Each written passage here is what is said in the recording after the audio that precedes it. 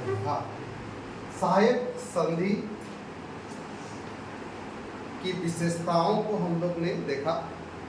अब यानी कि चर्चा इसमें करते हैं उसका मूल्यांकन।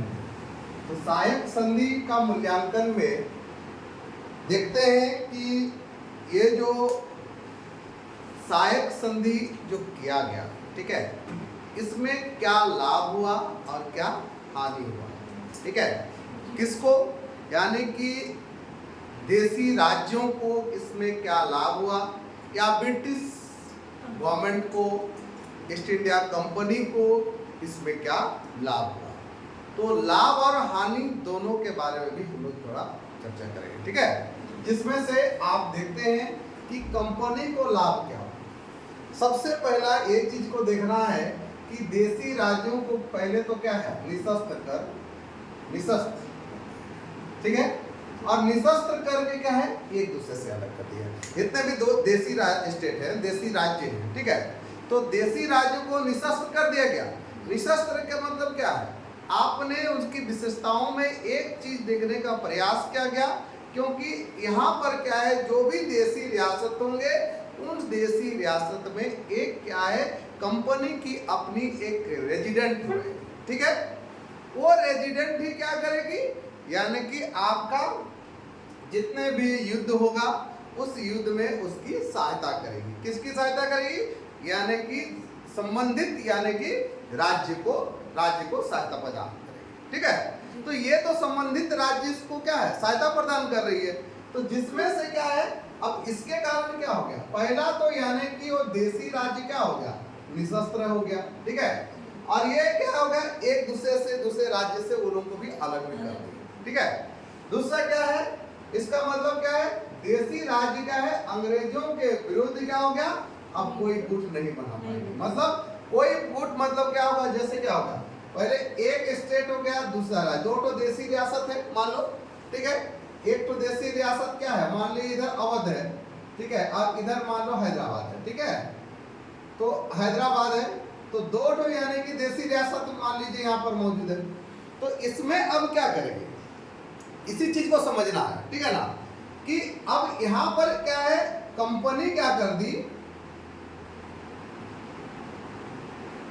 कंपनी एक अपना रेजिडेंट रख दी, और यहां पर भी अपना एक रेजिडेंट रखी, ठीक है। अब यहां पर रेजिडेंट रखी, दोनों जगह पर अपना एक रेजिडेंट रखी, ठीक है। तो अब क्या कर रही है, सारा क्षेत्र में तो कौन हस्तक्षेप कर रही है, यानी कि कंपनी कर रही है, ठीक है। तो अब ये दोनों को तो अलग कर दिया, ठीक है। अब ये नहीं, क्या नहीं, ये इसके साथ कोई संबंध नहीं बना सकता, किसके साथ संबंध नहीं बना सकता है, यानी कि मान लीजिए अवध है, हैदराबाद के साथ कोई संबंध नहीं बना सकता है, ठीक है। मतलब ये दोनों को अब अलग अलग कर दिया, ठीक है। तो ये यानी कि अब क्या है, कोई गुट नहीं बनाएगा। इसका मतलब क्या हो गया, अब ये दोनों आपस में कभी मिल भी नहीं सकते हैं, ठीक है। ये चीज इसको लाके खड़ा कर दिया, यानी कि कौन कौन, अब अवध और क्या हैदराबाद भी इनको नहीं मिल पाएगा। मान लीजिए ये देशी रियासत का हम लोग एक एग्जाम्पल यहाँ फेस कर रहे हैं, ठीक है ना।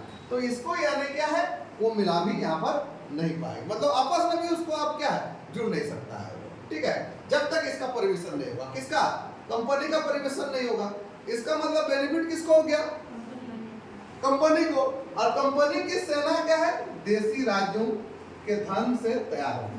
सबसे बड़ा चीज यहाँ पर क्या हो गया, अब यहाँ जो रेजिडेंट रखा है, उस रेजिडेंट जो था उसका खर्चा कौन उठा रही, वो संबंधित यानी कि देशी रियासत उठा रही है, देशी राज्य उठा रही है।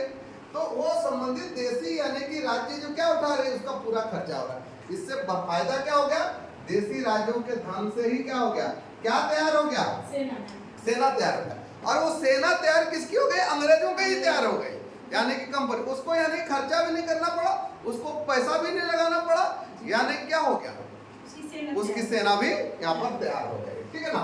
तो यहाँ पर जिसका उपयोग देखिए, अब किसके, वही सेना का उपयोग भारतीयों के विरुद्ध ही किया गया, ठीक है।